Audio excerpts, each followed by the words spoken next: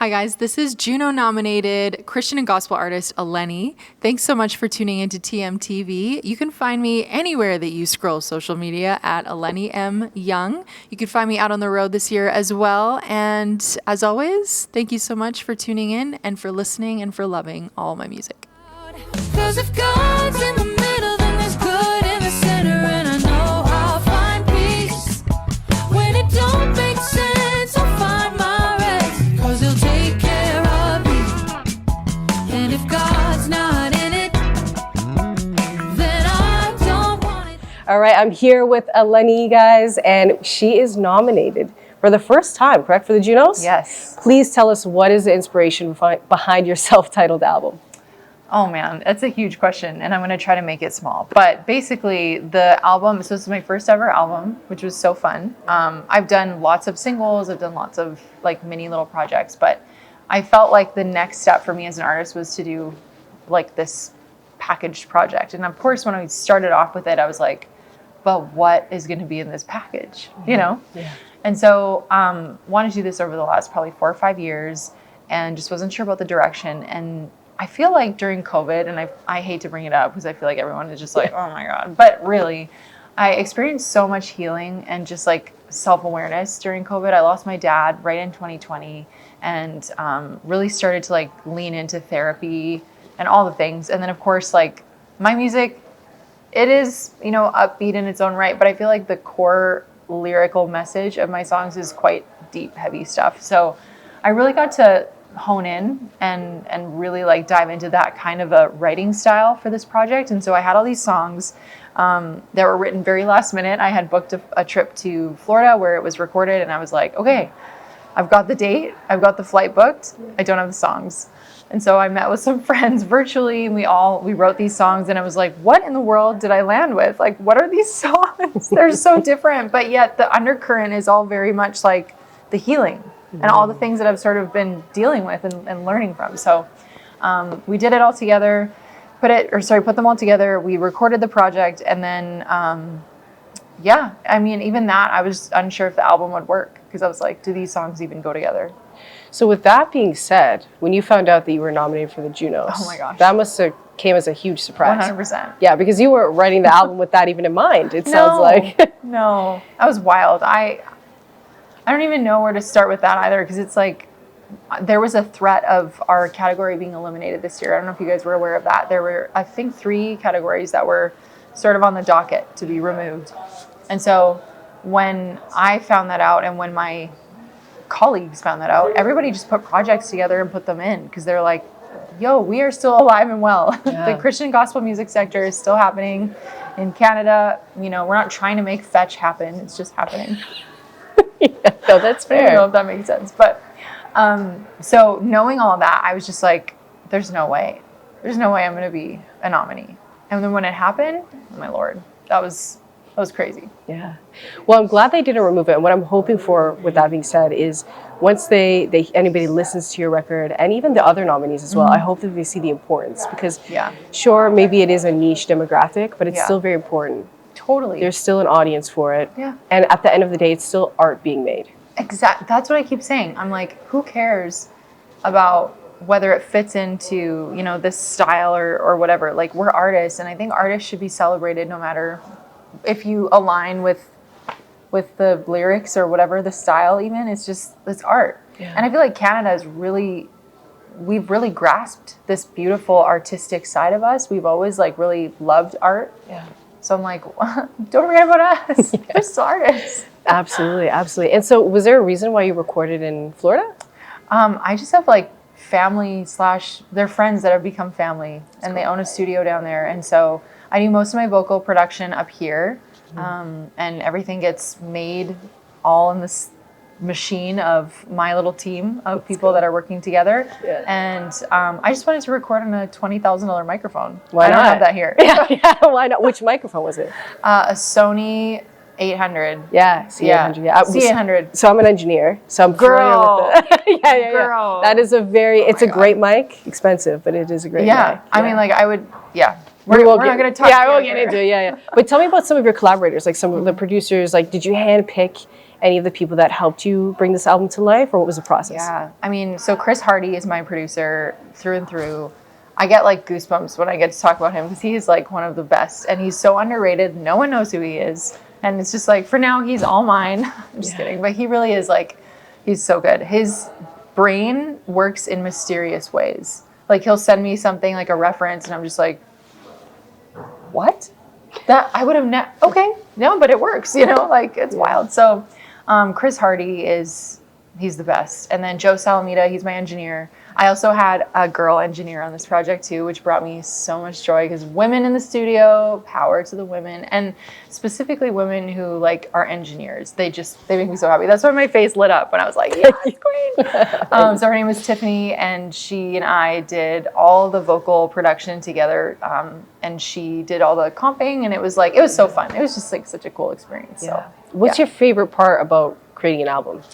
I mean, the nitty-gritty stuff. I love vocal production. Oh my gosh. I love the comping process. I am the type of person that takes a million takes and then picks like syllables. And I love that. It brings me a lot of joy. And I feel like it gives me this control over the creative process where I worked in other settings where I just do like 2 takes or something, and then they'll like splice together and they're like, cool. And I'm like, I could have done better. Yeah, so you like to be really involved in the creation and bringing it together, of course. For sure. That's awesome. So where do you see your music going next? Like, of course, you know, you're in the realm of the gospel genre, but is there maybe some risks that you might take on your next project? Like kind of what's brewing, you know? What are we doing? Love that you use the word risk, because my next project is very, I was going to say risque, but that's not the right word. Not for this. It's very risky business. It's very different, I should say. So I am releasing a 17-song covers project, which to me, I would never even think to do that. But I had some viral success the last couple of years with doing covers, and they were self-produced. And so I just was like, this was me learning production. I'm going to put it out there. I don't have to focus on like this song. It's not mine. Yeah. I'm just taking someone else's and making it sort of sad pop and vibing with it. And so that was my journey through learning production, which I'm still learning every day. But I'm putting that out there because there are literally millions of views, I guess, on Instagram and TikTok. And there's people that are like, when can we hear the whole song? So it's like, wow, my pleasure. So that's coming out. And then this next like original music season is so wild. So today I released the very first song from that project. It is very fun, very synth pop, very cool. like outside of the songs I've normally produced. And it's just like, it's so fun. We have a saxophone solo in it. We did like a modulation. It is so fun. So it's very 80s, but in this way that's like roll down your windows, turn the music up, and just let your hair fly around. It's so good. That sounds wicked. I have 4 to 5. One is still on the fence, but I have 4-ish of those songs that are coming out. The whole project will be called Sunshine and Rainbows, and it's all about basically like, I don't know, just the good things in life, kind of intertwined with the realities of some of the hard stuff, but in this really like up-tempo way. That's amazing. Yeah. I'm excited for that. We're excited for that. Yay, thank you so much. Was there any nominees that were alongside you that you were thrilled to be kind of like on that list, like a part of that? Like, literally, where do I start and stop? Like, they're all insane. When I saw Ryan on there, my heart, I was like, do I belong? Why am I there? Was I a placeholder? That imposter syndrome is real. It was so real. I was like Ryan is like, he's probably in probably one of my top 10 for like the genre that he does, sort of like worship, but with like collaborative, like he's done some Maverick City stuff. And so of course, when I saw him on the list, I passed away. I didn't even know he was Canadian. So there's that. Like, I literally just have always put him up there with, like, the big rigs in the States. Yeah. Jordan St. Cyr, him and I have connected a couple times, so I thought it was really cool. I feel like this might be his first JUNO nomination. I don't actually know that. Yeah. It is? Don't quote me. I think it is. See, there's like, a few. wild. There was a couple in their category that were like that. So I think he might be one of them. So that's just so cool. That's cool, yeah. Toronto Mass Choir. And in Tehillah, like, they're from where I'm from, kind of. So, like, we're in the same province-ish. Yeah. So I was like, yeah, rock on. Alberta, let's go. That's amazing. Represent. Yeah. So what, in that case, like, what does it mean to you to not only be nominated for a JUNO, but even just to your hometown, to the people that, you know, somebody that looks up to you, who's from where you're from, who's trying to do what you're trying to do? Like, oh, man. How does that feel? What does that mean to you? It's huge. I feel like I wish I could tell. Maybe I can. This is my opportunity to tell people. Like, a Juno nomination is nothing if you are not kind, if you're not, growing as an artist, if you're not doing your best to like represent. In my case, I represent God and myself well. Like, I try to do that well. And so like a Juno nomination really is cool, and it's bussin', as the kids say. Bussin', yeah. But is it everything in terms of like your character and the art that you create? Like, don't ever lose sight of like what you're actually doing. The Juno is cool. It's cool to be recognized on like a national and maybe international level for like the art that you create. But I don't do it for that. It's like, it's so cool. It's an amazing opportunity. Yeah. But for those who like look up to me, or to those who are making music in this space or wanting to get a Juno one day, it's like, it doesn't end with a Juno, and it doesn't start with a Juno. It really starts like when you just choose to make art, and to be recognized is really great, but like that should never be the end goal. It should be just to make art, and do the thing you love. So like stay grounded. Stay grounded, pony boy. Yeah, exactly. Quote that. Clip it. How do you stay grounded? How do I stay grounded? Well, family is everything. Yeah. I have 2 kids and a spouse that I just love with all my heart. And so I feel like when everything else seems to be falling apart and everything looks really bleak, if I would have not got a Juno nomination, like, they're still there. They're still supporting and loving and pushing me forward. So it's really hard for me to really pick anything else, because everything else seems to not offer that. I mean, God, of course, but he's the center of what we do. So it's like, yeah, my family. Your family's was keeping you rooted, keeping you going when it gets a little tough. Yeah. Right? Yeah. So I love true. that, yeah. And to just keep it more personal, like, I mean, when you first started, how long ago was that first of all? Like, how long would you say you've been doing this for? 10 Quite a while. years. Yeah. Yeah. So when you first started, looking back, and then where you're at right now, what would you tell yourself in the beginning?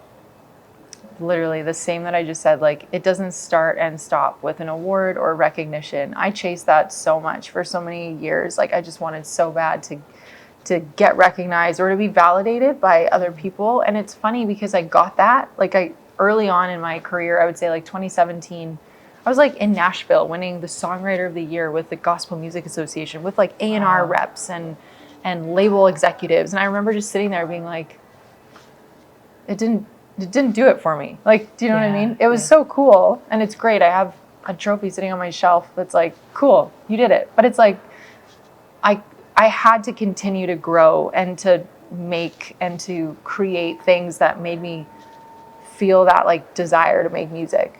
And so to tell my littler self, like, girl, don't chase that stuff. It's not worth it. It's cool and it's awesome, but like that stuff will follow you if you're like really truly pursuing the thing that you love and creating art that matters, Yeah, 100%. Yeah. It's that notion of we always want this thing, and then we get the thing, and we want more. Yeah, it's discontentment really is what it is. And we're so riddled with that everywhere, like on all sides. It feels like just materialism and needing to just get the next new thing.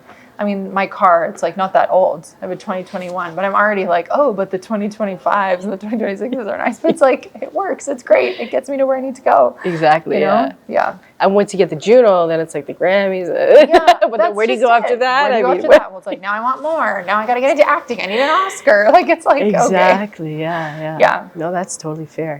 Yeah. Looking at your album, your self-titled album that is nominated for the Juno, what is the main thing, the number one takeaway that you want listeners to feel? I want them to feel God in the album. Yeah.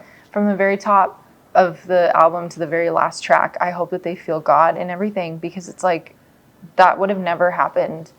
The healing journey that promoted the writing of these songs would have never even happened without God. So, I mean, that's everything. I don't really know how to say that better or plainer, but it's just like, I hope they feel that. Yeah. Well, I mean, you said it earlier, like that's at the center of everything that we do. He is at the center of everything we do. So I think that's a fair answer. I don't think you need to elaborate more on that. I'm not gonna. I'm leaving it there. Absolutely, yeah. Is there any dream collaborators that you want to work with in the future?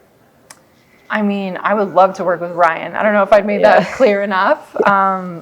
Ryan, hit me up. I'd love to collab.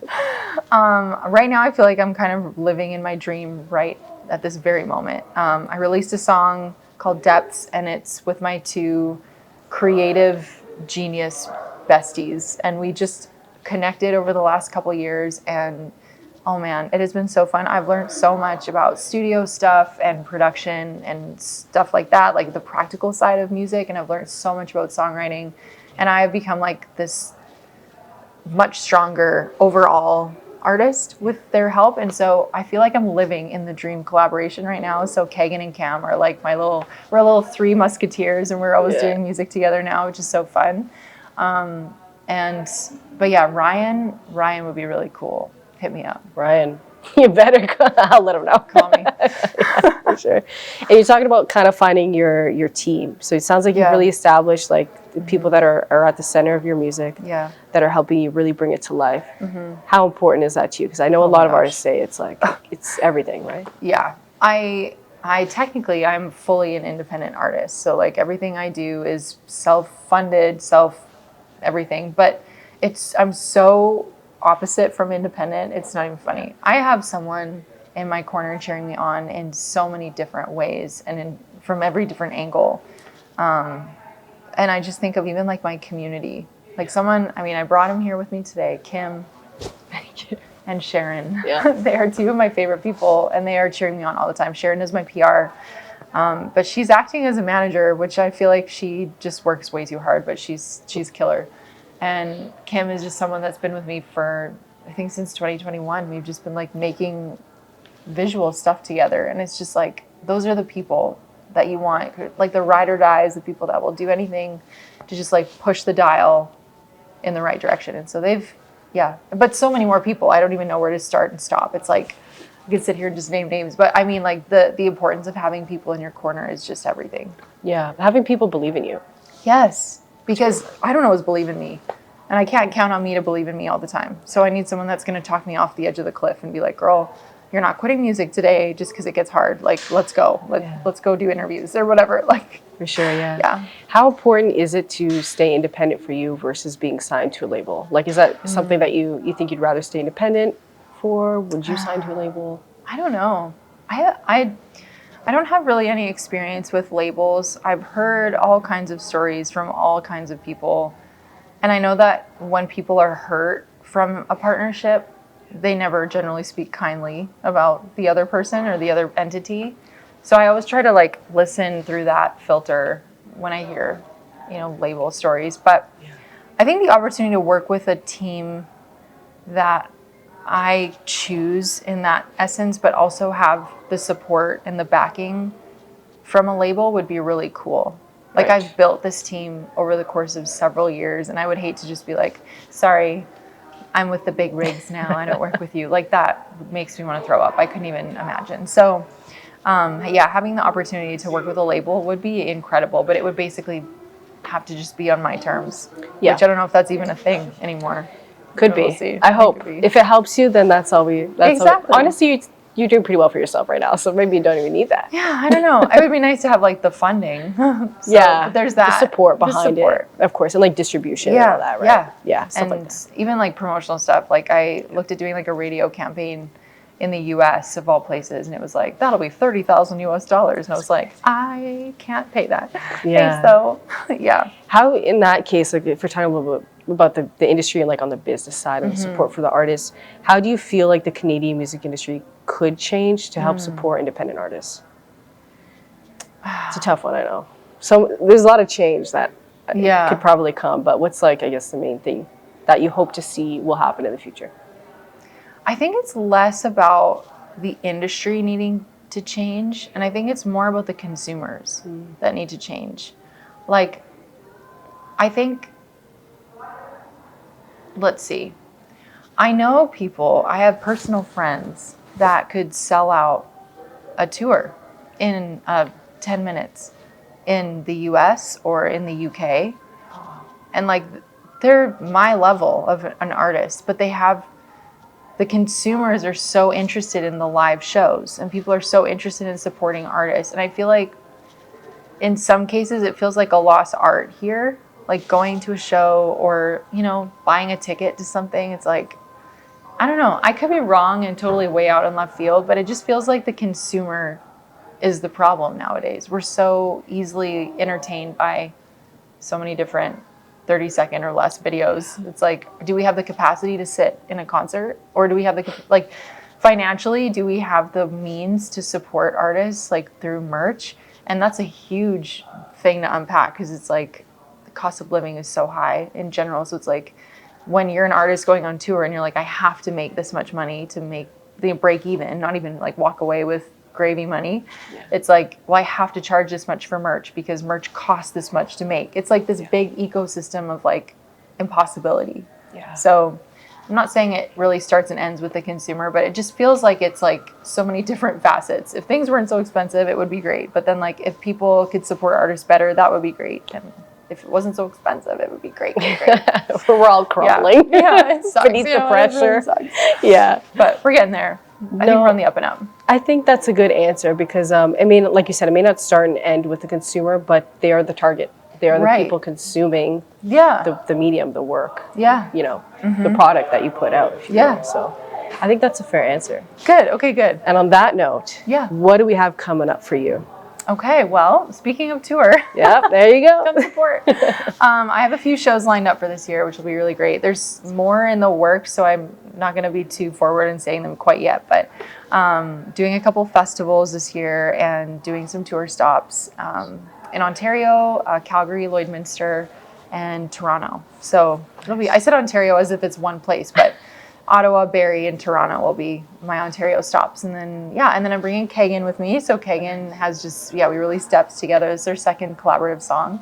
And we just work so well together. He's such a crazy vocalist. And so it'll be really fun to like kind of showcase him. Be like, and here's Kagan. Let him do his thing. And I'll just kind of be a BGV in this case because he's just crazy good.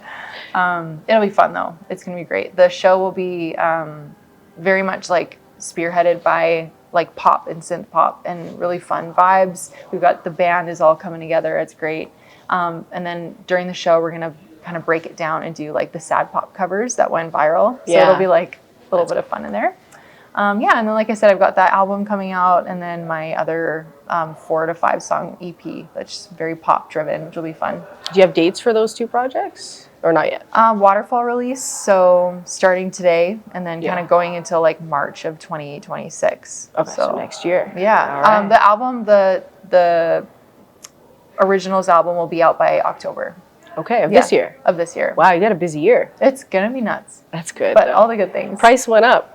Yeah. Just now. Just saying. Exactly. Just we got the nomination under the belt, Yeah. Well, I do wish the best for you. We'll be looking out. We're watching the Junos and praying for you. Hopefully you win that category. Thank you. Is there any message that you want to give to your fans, to your listeners?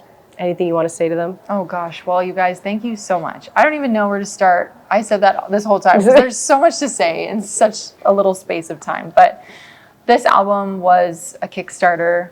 We got it out of pre-production / post-production into like the hands of the consumer because of a Kickstarter campaign. And so for everyone who donated to that, that was insane. I was so shocked, got overfunded for that. So it was crazy. Thank you so much. Thank you to like Canadian radio, who is just like always showing so much love and support. Oh my word. And then to every like fan, listener, follower, anybody that has supported me and my music in any of the ways. Oh my gosh, I just want to give you a hug. A Greek kiss. Mwah, mwah. Bisous. There you go. I love you all. Thank you so much. That's amazing.